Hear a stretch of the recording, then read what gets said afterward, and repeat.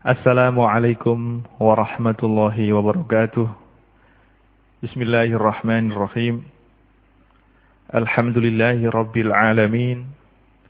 Wassalatu wassalamu ala sayyidina Muhammadin wa ala alihi wa sahbihi wa man tabi'ahu ila yaumiddin, amma ba'du.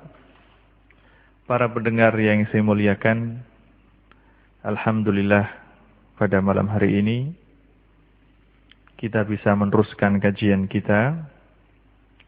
Kita bisa bertemu dalam acara rutinan kita dalam kajian fikih, kajian kitab takrib karangan Imam Abi Suja. Alhamdulillah dalam kesempatan kita yang lalu telah kita buka kajian kita setelah kita menyelesaikan kitab Abi Suja. Maka kitab ini akan kita jadikan kajian rutin. Kalau sudah khatam akan kita mulai, kita kaji dari awal lagi. Dalam kajian kita yang lalu telah kita buka dan pada kesempatan kita kali ini kita akan memasuki pelajaran pertama atau halaqah yang pertama dari kitab Abi Suja ini. Yang akan kita bahas dalam kajian kita kali ini adalah mengenai Kitabut Thaharah. Jadi memang para ulama ketika menulis kitab fikih atau ketika mereka mengarang kitab fikih, yang pertama kali mereka terangkan adalah mengenai masalah thaharah. Karena thaharah itu hubungannya dengan sholat. Dan sholat adalah rukun Islam yang kedua setelah syahadat. Untuk mengenai masalah syahadat, maka hubungannya dengan ilmu kalam, bukan ilmu fikih. Karena berhubungan dengan wahdaniyah, keesaan Allah Subhanahu wa taala, dan berhubungan dengan ismatul anbiya dan yang lainnya. Maka rukun Islam yang kedua yaitu salat. Salat ini adalah yang menjadi bahasan daripada ulama fikih, begitu juga rukun yang ketiga, rukun yang keempat dan rukun yang kelima, zakat, puasa, haji, semuanya adalah akan menjadi bahasan ulama ahli fikih. Tapi yang mereka bahas terlebih dahulu adalah yang berhubungan dengan sholat, karena sholat ini adalah tiang agama, dan sholat ini adalah kita lakukan setiap hari, lain dengan ibadah haji. Ibadah haji dilakukan oleh orang yang mampu saja, begitu juga ibadah puasa misalnya, kita lakukan setiap setahun sekali pada bulan Ramadan. Begitu juga ibadah zakat kita lakukan jika kita mampu untuk mengeluarkannya. Tapi untuk ibadah sholat, ini adalah ibadah yang selalu kita lakukan setiap hari. Kita lakukan paling tidak 5 kali setiap hari. Karena pentingnya sholat ini, dan karena setiap orang Islam selalu melakukan ibadah sholat, maka ulama mendahulukan keterangan atau pembahasan mengenai bab sholat. Karena sholat itu tidak sah kecuali kalau sudah memenuhi syaratnya. Dan termasuk salah satu syarat daripada sholat adalah harus adanya toharoh, bersuci. Maka para ulama mendahulukan toharoh terlebih dahulu. Karena syarat itu harus ada sebelum adanya masyrut. Toharoh harus ada terlebih dahulu sebelum adanya sholat itu sendiri. Karena toharoh atau bersuci ini mempunyai alat atau mempunyai wasilah, maka terlebih dahulu sebelum mempelajari toharoh, sebelum mempelajari wudu, dan sebelum mempelajari cara-cara mandi, sebelum mempelajari cara-cara tayamum, maka ulama mempelajari atau membahas terlebih dahulu keterangan mengenai masalah air. Karena air adalah alat yang kita gunakan untuk bersuci. Sebelum kita bersuci, kita harus mempersiapkan alat kita terlebih dahulu. Maka secara otomatis para ahli fikih mendahulukan pembahasan mereka mengenai keterangan masalah hukum-hukum air. Nanti kalau sudah membahas hukum-hukum air, baru mereka menerangkan mengenai hukum cara-cara wudu, hukum cara-cara mandi, hukum cara-cara tayamum. Ini adalah rahasia atau hikmah kenapa para ulama dalam pembahasan kitab fikih mereka selalu mendahulukan keterangan mengenai masalah toharoh Dan ketika membahas masalah toharoh, mereka mendahulukan keterangan mereka mengenai pembahasan masalah hukum air atau ciri-ciri air daripada air yang bisa dipergunakan untuk bersuci.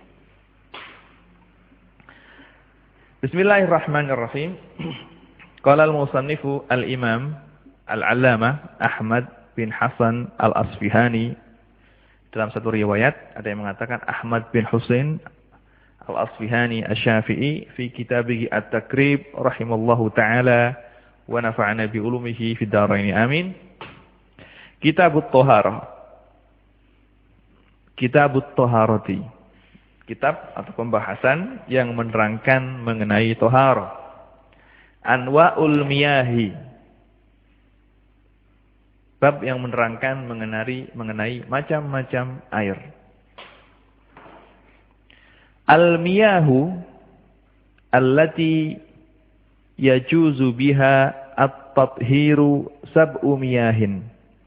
Ma'us sama'i wa ma'ul bahri wa ma'un nahri wa ma'ul bi'ri wa ma'ul aini wa ma'us salji wa ma'ul baradi.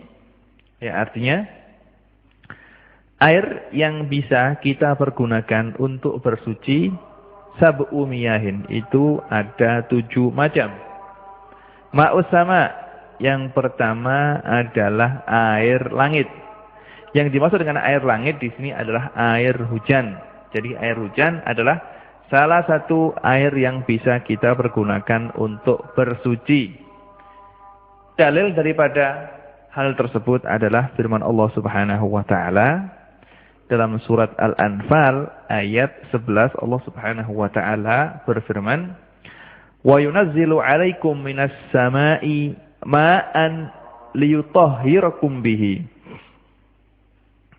Dan Allah menurunkan untukmu air dari langit untuk mensucikan kamu dengan air tersebut. Jadi Allah Subhanahu wa taala menurunkan air dari langit, gunanya adalah air tersebut untuk kita pakai bersuci, untuk kita pakai untuk wudu atau untuk mandi, untuk sholat, beribadah kepada Allah Subhanahu wa taala. Ini adalah yang pertama. Wa ma'ul bahri. Yang kedua, macam air yang bisa kita pergunakan untuk toharoh atau untuk bersuci adalah air laut. Ma'ul bahri, air laut. Dalil daripada hal tersebut adalah hadis yang diriwayatkan oleh Abu Hurairah radhiyallahu anhu,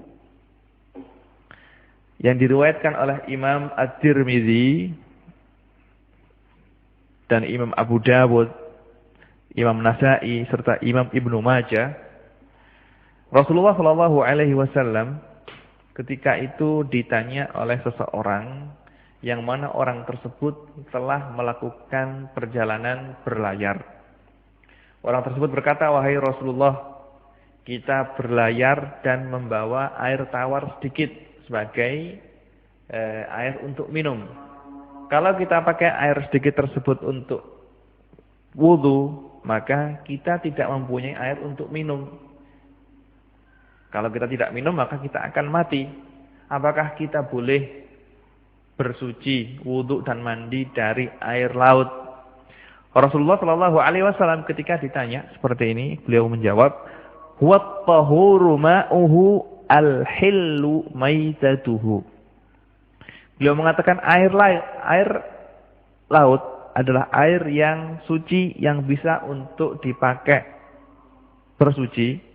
Al-hillu maitatuhu juga binatang yang mati di laut hukumnya adalah halal untuk dimakan. Nah, dari hadis ini bisa kita fahami para ulama, para ahli fikih mengatakan bahwasanya air laut adalah air yang sah atau boleh kita pakai untuk bersuci. Dalilnya adalah hadis yang diriwayatkan oleh para ulama tadi. Dan hal ini telah menjadi kesepakatan oleh para ulama. Macam air yang ketiga adalah wama'un nahri. Dan air sungai. Salah satu air yang bisa kita pakai untuk bersuci adalah air sungai. Dan hal ini dalilnya adalah kesepakatan para ulama, ijma para ulama. Para ulama telah sepakat bahwasanya air sungai boleh kita pakai untuk bersuci. Sebagaimana ijma ini telah dinukil oleh Imam Ibnu Daqiqul Id dalam kitabnya Syarah Kitab Takrib ya. Juga yang keempat adalah wama'ul bi'ri. Yang keempat, macam air yang bisa kita pakai untuk bersuci adalah air sumur. Air sumur. Dan dalil daripada hal ini adalah hadis yang diriwayatkan oleh Imam Tirmidzi, juga oleh Imam Nasa'i dan yang lainnya. Hadis yang diriwayatkan oleh Sahal, seorang sahabat radhiyallahu anhu, bahwasanya seorang sahabat tanya kepada Rasulullah sallallahu alaihi wasallam yang mana ketika itu di Madinah, di luar kota Madinah ketika itu ada sebuah sumur yang namanya sumur Budho'ah. Sumur ini adalah salah satu sumur yang ada di Madinah. Yang mana kalau datang hujan gitu, bekas atau sisa air hujan yang kotor itu semuanya akan masuk ke dalam sumur Budho'ah, karena sumur Budho'ah ini terletak di dataran yang rendah ketika itu. Dan sumur Budho'ah ini adalah orang-orang ketika itu di Madinah banyak membuang sampah ke dalam sumur tersebut. Membuang bekas-bekas haid atau membuang sampah sehingga sumur tersebut airnya agak berubah. Lah, ketika melihat hal ini, para sahabat bertanya kepada Rasulullah sallallahu alaihi wasallam, yang mana ketika itu pada zaman tersebut air adalah sangat langka sekali. Jadi bayangkan, tidak seperti pada zaman kita sekarang, air sangat banyak dan alhamdulillah sekarang air dimanapun ada. Tapi ketika di zaman Rasulullah sallallahu alaihi wasallam, ketika itu di Madinah air sangat langka sekali. Sehingga kalau kita lihat hadis-hadis yang ada, bahwasanya Rasulullah sallallahu alaihi wasallam itu kalau berwudu beliau cukup wudu 1 mud. 1 mud itu 1 cakupan tangan ini. Jadi kalau telapak tangan kanan kita kumpulkan, kita padukan dengan telapak tangan kiri, terus kita ambil air pakai 2 telapak tangan kita, itu namanya 1 mud. Nah, itulah wudu yang dipakai air yang dipakai oleh Rasulullah sallallahu alaihi wasallam untuk berwudu. Kalau kita ukur dengan liter itu tidak sampai 1 liter. 0,75 liter. Itu adalah 1 mud. Itu adalah wudu air yang dipakai oleh Rasulullah sallallahu alaihi wasallam untuk berwudu. Jadi bayangkan, sedikit sekali air yang dipakai oleh Rasulullah sallallahu alaihi wasallam untuk berwudu, karena memang pada waktu itu air sangat langka sekali. Dan adanya sumur Budho'ah dalam keadaannya seperti itu, banyak orang yang membuang sampah ke dalam sumur Budho'ah tersebut. Para sahabat tanya kepada Rasulullah sallallahu alaihi wasallam, "Wahai Rasulullah, ya Rasulullah," mereka bertanya, "Ya Rasulullah, innaka tatawadda'u min bi'ri Budho'ah wa fiha ma yunjin nas wal haid wal junub." Faqala Rasulullah sallallahu alaihi wasallam, "Al-ma'u tahurun la yunajjisuhu syai'un." Ketika mereka melihat Rasulullah sallallahu alaihi wasallam wudu dari air di sumur Budho'ah tersebut, yang mana sumur Budho'ah itu adalah sumur yang kotor, banyak kotorannya, banyak sampahnya. Ketika itu para sahabat tanya, "Ya Rasulullah, air sumur Budho'ah kan airnya sudah kotor. Kenapa kok antum kok wudu dari situ?" Nah, Rasulullah sallallahu alaihi wasallam menjawab, "Al-ma'u tahurun." Air adalah sesuatu yang bisa untuk mensucikan, la yunajjisuhu syai'un, yang mana air tersebut tidak akan najis. Nah, dari hadis ini bisa kita ambil kesimpulan bahwa air sumur boleh kita pakai untuk berwudu. Meskipun airnya agak berubah seperti yang ada dalam sumur Budho'ah tersebut. Nah. Kemudian termasuk macam air yang bisa kita pakai untuk bersuci adalah wama'ul aini, dan air sumber, air yang keluar dari tanah, yang menyumber dari tanah. Nah, air ini boleh kita pakai untuk berwudu, boleh kita pakai untuk bersuci, dan ini adalah dalilnya adalah ijma' para ulama. Hal ini telah disepakati oleh para ulama bahwasanya air sumber boleh dipakai untuk berwudu. Kemudian air berikutnya adalah wama usalji dan air es. Air es boleh dipakai untuk berwudu. Wama ul baradi dan air embun. Air embun adalah air yang suci. Kalau kita kumpulkan, kalau kita pagi-pagi jalan di pematang sawah, terus kita dapatkan air embun yang berada di rumputan, maka air tersebut bisa kita kumpulkan menjadi banyak, lalu kita buat untuk bersuci. Air tersebut adalah air yang suci, bersih, boleh dipakai untuk bersuci. Nah, dalilnya dari mana? Nah, ini para fuqaha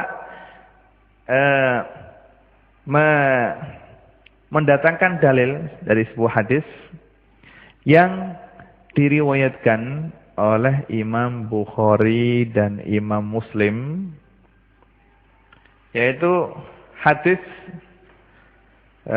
riwayat Abi Hurairah radhiyallahu anhu,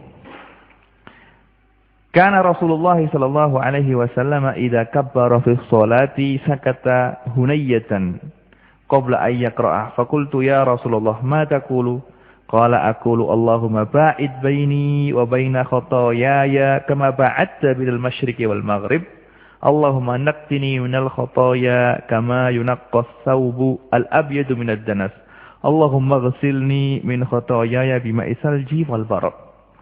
Yang artinya sahabat Abu Hurairah radhiyallahu anhu melihat bahwasanya Rasulullah sallallahu alaihi wasallam setelah kalau melakukan salat, setelah takbiratul ihram, beliau tidak langsung membaca Al-Fatihah, tapi beliau berhenti sebentar. Beliau tidak langsung membaca Fatihah, tapi beliau diam sebentar, sejenak. Ketika ditanya, ya Rasulullah, ketika antum diam sejenak itu apa yang antum lakukan? Nah, Rasulullah sallallahu alaihi wasallam menjawab, saya diam sejenak itu adalah saya membaca doa. Doanya ada Allahumma ba'id baini wa baina khotoyaya. Ya Allah, jauhkanlah saya dari dosa-dosa sebagaimana kamu ya Allah menjauhkan antara timur dan barat.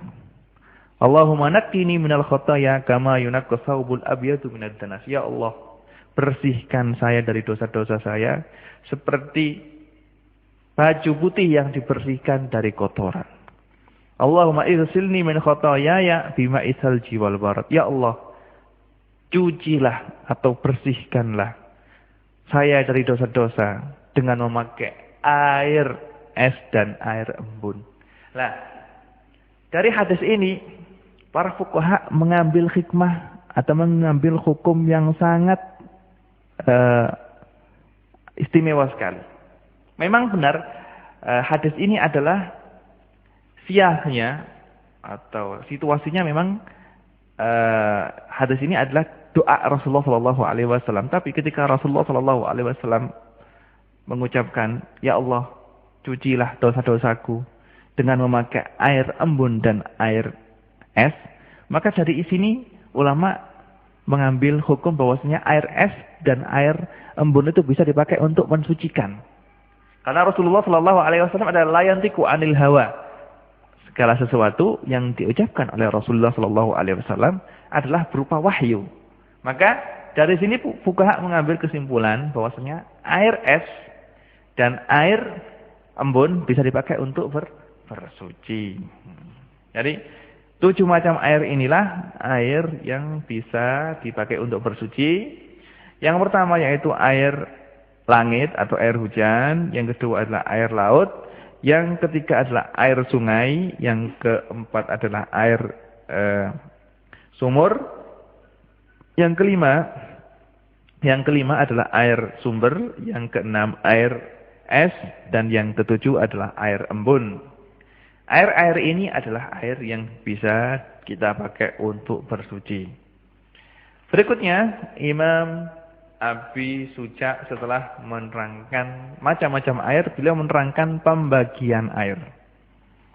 Beliau berkata, "Tsummal miyahu ala arba'ati aqsamin, tahirun mutahhirun, ghairu makruhin wa huwa ma'ul mutlaq.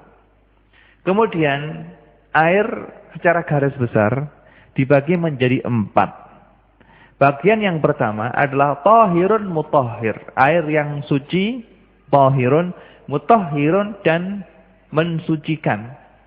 Ghairu makruhin, yang tidak dimakruhkan kalau dipakai. Wa huwa ma'ul mutlaq, itu adalah air mutlak. Ini adalah yang pertama. Jadi bagian yang pertama dari air ini adalah air yang suci, yang bisa dipakai untuk mensucikan, terus air tersebut tidak makruh kalau dipakai. Namanya air mutlak. Air mutlak ini adalah air yang masih dalam keadaan aslinya. Air yang masih dalam bentuk aslinya, yang tidak kecampuran apa-apa. Ini namanya air mutlak. Seperti air hujan, air sungai, air sumber, air sumur, semuanya itu adalah air mutlak. Air yang suci juga mensucikan, yang mana masih dalam keadaan aslinya, tidak tercampur dengan barang lain. Namanya air mutlak. Air yang kedua adalah wa tahirun mutahhirun makruhun wa huwa al-ma'u al-musyammas. Air yang kedua adalah tahirun, air yang suci, mutahhirun dan bisa mensucikan, makruhun tetapi makruh untuk dipakai, wa huwal ma'ul musyammas, air yang dalam golongan kedua ini adalah air musyammas, air yang dipanaskan memakai sinar matahari.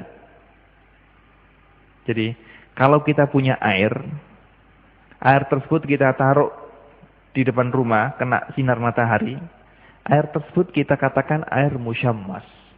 Air yang dipanaskan dengan sinar matahari. Air tersebut bisa untuk mensucikan, suci, dan mensucikan juga bisa kita pakai untuk bersuci atau toharo.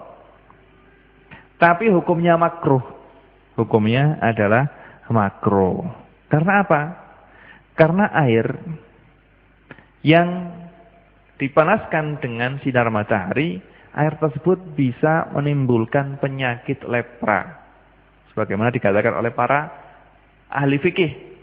Itu kalau memang wadah atau kuali yang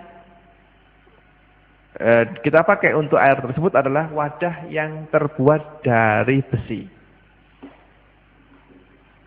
Nah, di sini dalil daripada hal tersebut adalah hadis Rasulullah Shallallahu Alaihi Wasallam yang seperti yang diriwayatkan oleh Ibnu Jauzi dalam kitab Al-Mawdu'at, juga diriwayatkan oleh Imam Uqaili dalam Du'afa, bahwasanya Rasulullah Shallallahu Alaihi Wasallam telah melarang istrinya As-Sayyidah Aisyah radhiyallahu anha untuk memakai air musyammas.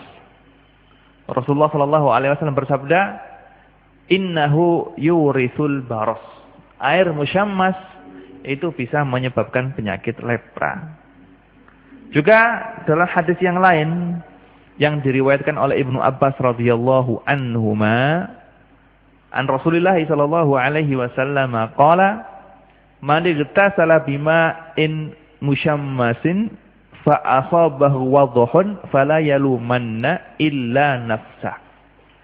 Barang siapa yang mandi dengan air musyammas kemudian terkena penyakit belang, fala yalumanna illa nafsah, maka janganlah dia marah, janganlah dia mencerca kecuali mencerca dirinya sendiri. Nah, jadi dari dua hadis ini bisa kita pahami bahwasanya memakai air musyammas hukumnya adalah makruh, karena Rasulullah Shallallahu Alaihi Wasallam telah melarang Sayyidina Aisyah untuk memakai air tersebut. Begitu juga Rasulullah Shallallahu Alaihi Wasallam memperbolehkan memakai, tapi kalau kena penyakit belang atau penyakit baros, penyakit lepra, jangan marah. Salahkan diri kamu sendiri, karena kamu telah saya ingatkan bahwasanya memakai air musyammas itu menyebabkan penyakit belang atau penyakit lepra. Juga Sayyidina Umar, Khalifah Umar radhiyallahu anhu juga melarang umat Islam untuk memakai air musyammas karena air tersebut bisa menyebabkan penyakit lepra. Ini adalah dalil yang dikemukakan oleh ulama Syafi'iyah yang mengatakan bahwasanya air musyammas adalah air yang suci, mensucikan, tapi makruh kalau dipakai. Nah, tapi makruh memakai air musyammas ini ada beberapa syarat yang harus dipenuhi. Jadi seperti yang saya kemukakan tadi, air tersebut dikatakan air musyammas kalau air tersebut dipanaskan dengan sinar matahari. Yang pertama. Yang kedua, wadah atau kuali daripada air tersebut adalah terbuat dari besi. Yang ketiga, daerah tempat air tersebut adalah daerah yang panas. Seperti di Yaman, di Saudi. Ini daerah panas.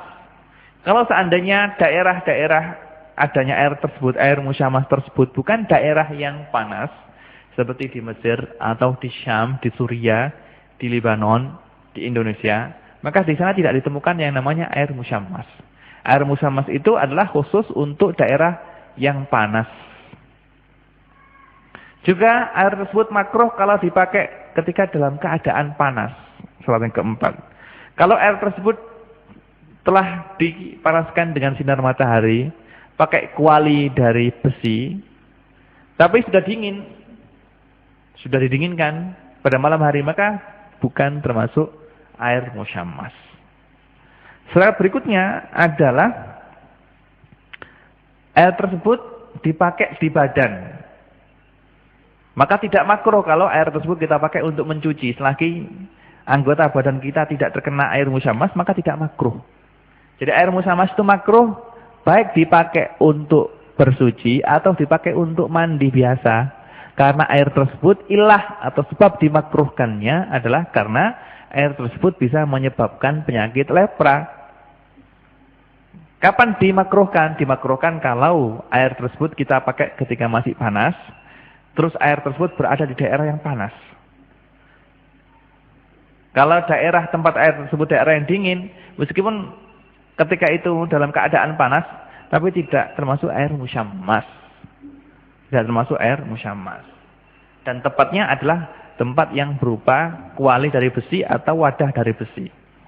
Itu semuanya adalah karena kalau air yang ada dalam kuali besi atau wadah besi itu kena sinar matahari, dan mataharinya sangat panas, menyengat, maka matahari atau kuatnya sinar matahari akan mengeluarkan karat dari wadah tersebut.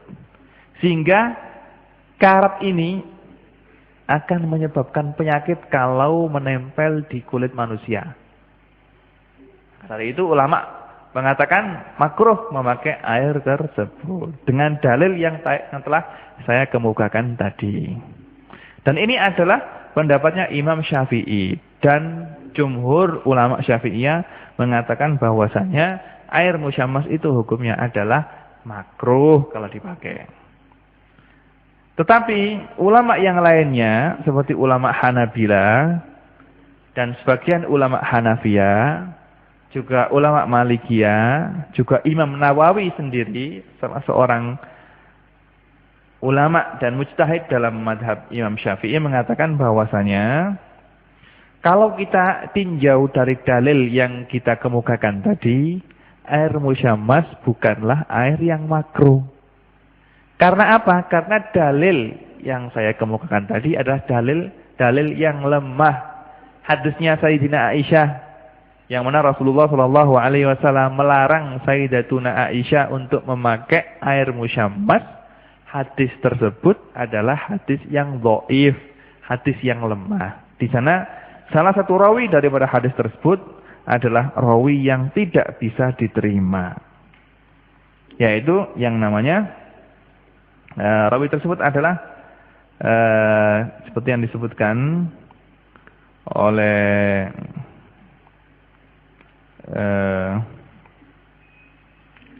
namanya Ibrahim, ya. Salah satu daripada rawi tersebut, rawi hadis Aisyah tersebut adalah Ibrahim bin Muhammad. Dan rawi tersebut kata ulama adalah rawi yang dhaif, maka hadisnya tidak bisa kita pegangi untuk kita jadikan sandaran dalam pengeluaran sebuah hukum. Juga hadisnya Ibnu Abbas.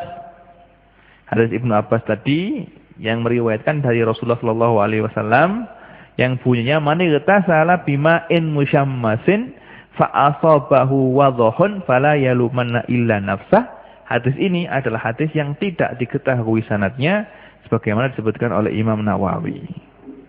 Maka dari itu beliau mengatakan air musyammas bukanlah air yang makruh. Dalam Raudhah beliau mengatakan dalam kitabnya Raudhatul Talibin beliau mengatakan air musyammas bukanlah air yang makruh karena memang dalil yang dibuat pegangan oleh ulama Syafi'iyah dalil yang dhaif. Ini menurut beliau. Tapi ala kulli halin air musyammas tetaplah air yang makruh untuk kita pakai. Dan ini adalah pendapat yang kuat dan pendapat yang diterapkan dalam mazhab Syafi'i. Meskipun para ulama mengatakan hadis-hadis tersebut adalah hadis yang dhaif, tapi karena memang rawinya yaitu Ibrahim bin Muhammad adalah orang yang dhaif, tapi Imam Asy-Syafi'i mengatakan Ibrahim ini bukan orang yang dhaif. Maka di sini ada perbedaan pendapat di antara ulama sebab adanya khilaf atau adanya perbedaan ini adalah perbedaan pendapat mengenai hadis yang mereka buat sandaran untuk menentukan hukum dalam hal ini. Jumhur mengatakan hadis itu hadis dhaif karena Ibrahim bin Muhammad orangnya tidak bisa diterima. Tapi Imam Syafi'i mengatakan hadis ini hadis tidak apa-apa karena rawinya Ibrahim bin Muhammad adalah rawi yang bisa diterima. Ya. Kemudian termasuk air yang makruh untuk kita pakai, air yang makruh untuk kita pakai, air suci dan mensucikan juga, tapi makruh kalau dipakai adalah air yang sangat panas. Air yang sangat panas atau air yang sangat dingin. Karena memang apa? Karena kita pakai, kalau kita memakai air yang sangat panas, maka kita tidak bisa menyempurnakan wudu kita dengan baik. Jadi salah satu alasan yang dikemukakan mengapa air yang sangat panas kok dimakruhkan untuk kita pakai untuk toharo atau bersuci. Salah satu alasannya adalah karena air tersebut, kalau kita memakai air yang panas, kita tidak bisa menyempurnakan wudhu kita dengan baik. Bagaimana kita bisa wudhu dengan baik kalau air yang kita pakai sangat panas? Atau air yang kita pakai sangat dingin sekali? Maka wudhu tidak bisa kita lakukan secara sempurna. Alasan yang kedua, di sana ada sebagian ulama mengatakan, alasan kenapa air yang panas atau air yang sangat dingin dimakruhkan, alasannya adalah karena berbahaya. Karena berbahaya. Dari kedua alasan ini, para fuqaha mengatakan, kalau kita tinjau dari alasan yang pertama, dimakruhkannya memakai air yang panas atau air yang dingin itu illah atau alasannya adalah karena kita tidak bisa menyempurnakan wudhu secara baik, maka mereka mengatakan air ini makruh untuk bersuci saja. Adapun kalau kita pakai untuk mandi atau kita pakai untuk mencuci pakaian, maka tidak apa-apa. Tapi kalau kita teliti dan kita tengok dari alasan yang kedua yang dikemukakan oleh sebagian ulama, bahwasanya alasan dimakruhkannya memakai air yang sangat panas atau sangat dingin itu adalah karena adanya bahaya. Nah, kalau kita teliti dari alasan ini bisa kita katakan bahwasanya memakai air yang sangat panas atau air yang sangat dingin itu makruh baik untuk bersuci, untuk wudhu, atau untuk lainnya, untuk mencuci pakaian, atau untuk mencuci piring, atau untuk mandi kita, mandi biasa. Karena apa? Karena berbahaya. Jadi karena alasannya itu bahaya, yang penting kalau kulit kita menyentuh air tersebut akan terjadi bahaya, maka dimakruhkan. Ini menurut alasan yang kedua. Tapi kalau memang orang tersebut yakin atau mempunyai anggapan yang kuat berdasarkan percobaan atau pengalaman dia, kalau dia wudu dengan air yang sangat dingin ini, maka dia akan sakit atau akan kena penyakit, maka haram memakai air yang panas tersebut atau memakai air dingin tersebut. Begitu juga untuk air musyammas yang telah saya jelaskan tadi. Kalau memang memakai air yang telah dipanaskan dengan sinar matahari, yang mana kualinya itu adalah kuali terbuat dari besi, dia yakin kalau air tersebut kalau dia pakai bisa menimbulkan sakit, atau berdasarkan pengalamannya yang telah dia lakui, yang telah dia lakukan atau yang telah dia temui bahwasanya akan menyebabkan sakit, maka haram memakai air tersebut. Seperti memakai air yang sangat panas atau air yang sangat dingin.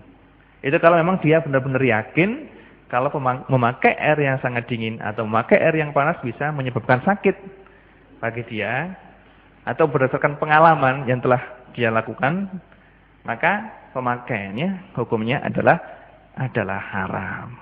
Nah, tapi kalau tidak sampai ada anggapan seperti itu, maka cukup makruh saja. Kemudian pembagian air berikutnya adalah air thahir ghair mutahhir wa huwa al-ma'ul musta'mal. Untuk bagian air yang ketiga ini, karena pembahasannya agak panjang dan waktunya juga sudah mepet, insyaallah akan kita terangkan dalam kajian kita yang akan datang. Nah, ini ada sebuah pertanyaan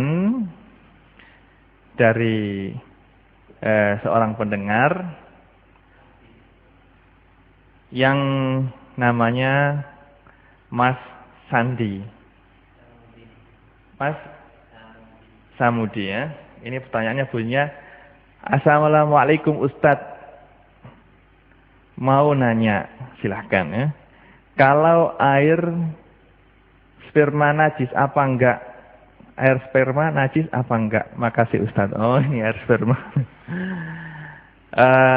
Untuk air sperma atau dalam bahasa Arabnya mani, itu para ulama berbeda pendapat apakah air mani tersebut air najis atau air yang suci. Menurut pendapat ulama Syafi'iyah, air mani hukumnya adalah suci. Air mani hukumnya adalah suci. Alasannya adalah yang pertama, air mani adalah asal daripada manusia. Dan manusia adalah makhluk yang dimuliakan oleh Allah Subhanahu wa taala.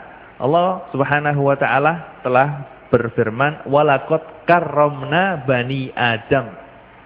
Dan kita telah memuliakan anak cucu Adam.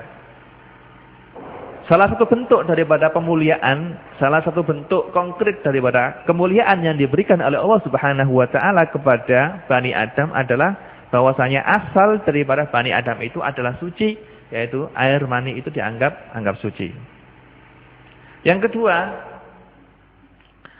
hadis yang diriwayatkan oleh Sayyidina Aisyah radhiyallahu anha, sebagaimana yang diriwayatkan oleh Imam Bukhari dan yang lainnya, bahwasanya suatu ketika Sayyidina Aisyah radhiyallahu anha pernah menggaruk bekas mani yang ada di baju Rasulullah sallallahu alaihi wasallam.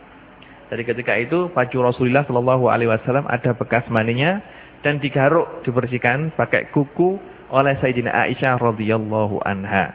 Terus baju tersebut sama Rasulullah sallallahu alaihi wasallam dipakai untuk sholat. Dipakai untuk sholat. Nah, dari ini ulama Syafi'iyah mengatakan kalau memang mani itu najis maka seharusnya dicuci. Nah, tapi karena Sayyidina Aisyah radhiyallahu anha tidak mencuci air baju tersebut, cuma beliau garuk saja mani yang ada dengan kuku beliau, terus baju tersebut dipakai oleh Rasulullah sallallahu alaihi wasallam, maka kita katakan baju tersebut adalah suci. Kalau seandainya najis maka tidak akan dipakai oleh salat sama Rasulullah sallallahu alaihi wasallam.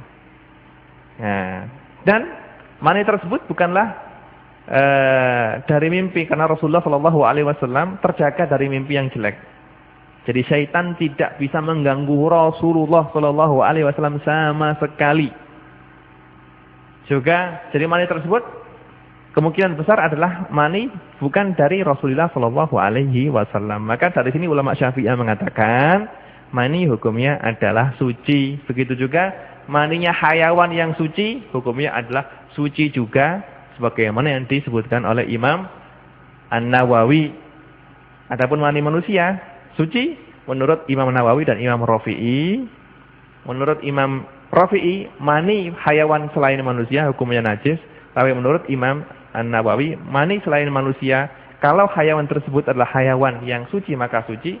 Kalau hayawan bukan suci seperti anjing dan babi maka hukumnya najis. Ini adalah pendapatnya ulama Syafi'iyah. Adapun ulama yang lain seperti ulama Hanafiyah dan ulama Malikiyah mengatakan mani manusia hukumnya adalah najis. Karena apa? Hadisnya adalah karena alasannya yang pertama adalah karena mani itu keluar dari satu jalan, keluar dari jalannya kencing, dari ahadus sabila ini. Dan segala sesuatu yang keluar dari kubul hukumnya adalah najis, seperti kencing, madhi dan yang lainnya. Maka mani karena keluar dari jalannya kencing hukumnya juga najis juga. Yang kedua, mereka beralasan dengan hadisnya Sayyidina Aisyah radhiyallahu anha juga, bahwasanya Sayyidina Aisyah telah mencuci baju yang terkena mani, baju Rasulullah sallallahu alaihi wasallam kena mani, dicuci sama Sayyidina Aisyah, kemudian baju tersebut dipakai untuk sholat oleh Nabi Muhammad sallallahu alaihi wasallam. Dari hadis ini bisa kita pelajari bahwasanya baju yang kena mani wajib untuk kita cuci. Karena baju tersebut tidak dipakai oleh Rasulullah kecuali telah dicuci oleh Sayyidina Aisyah radhiyallahu anha. Tapi ulama Syafi'iyah mengatakan hadis yang diriwayatkan yang kedua ini adalah yuhmalu ala najab. Jadi mencuci mani itu hukumnya sunnah saja, bukan najis, kata ulama Syafi'iyah. Karena apa? Karena hadis yang pertama yang saya sebutkan tadi bahwasanya Sayyidina Aisyah menggosok mani atau menghilangkan mani dari baju Rasulullah dengan kukunya saja, menandakan bahwasanya hadis mani tersebut adalah suci. Seandainya kalau suci tidak cukup tuh harus dibersihkan, harus dicuci. Maka hadis yang kedua yaitu Sayyidina Aisyah mencuci baju yang kena mani ini, sama ulama Syafi'iyah mengatakan ini yuhmalu ala nadb. Kita bawa bahwasanya mencuci baju yang kena mani hukumnya adalah sunnah saja, karena memang nadhafah atau bersih dan rapi itu memang dituntut dalam setiap waktu, apalagi ketika mau sholat. Nah, yang penting pendapatnya ulama Syafi'iyah, mani adalah hukumnya suci. Dalil-dalilnya adalah seperti yang saya sebutkan tadi. Mudah-mudahan kajian kita pada malam hari ini selalu mendapatkan ridho dan berkah dari Allah Subhanahu wa taala dan selalu bermanfaat.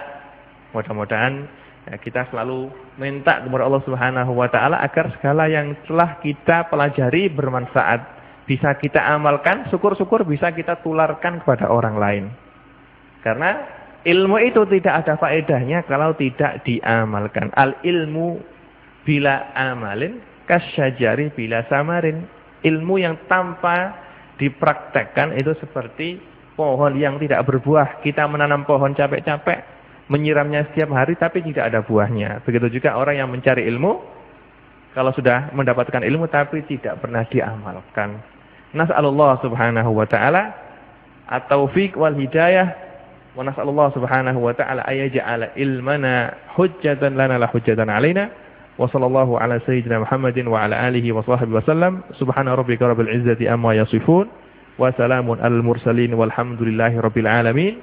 Wassalamualaikum warahmatullahi wabarakatuh.